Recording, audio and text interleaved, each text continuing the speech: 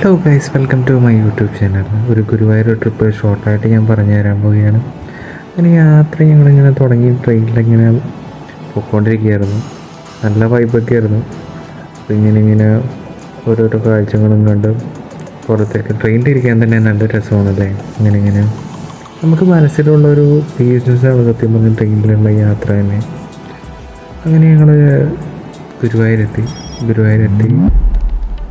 അങ്ങനെ അമ്പലത്തിലെത്തി. ഭാഗ്യത്തിന് തൊഴാനൊക്കെ പറ്റി കേട്ടോ. ഫസ്റ്റ് തന്നെ ഞങ്ങൾ കയറി തൊഴുതു. പിന്നെ കുറേ നടന്നു, ഫാമിലിയുടെ ഒപ്പം കുറേ നടന്ന് ആനകളൊക്കെ കണ്ടു. കുറേ ആനകളുണ്ടായിരുന്നു. ചില സമയത്ത് അങ്ങോട്ട് പോകുന്നു, ഇങ്ങോട്ട് പോകുന്നു. എന്നിട്ട് അന്നദാനത്തിന് പോയി. അന്നദാനത്തിന് കയറിയപ്പോൾ നല്ല തിരക്കായിരുന്നു. അങ്ങനെ അതും കഴിച്ച് രാത്രിയായി.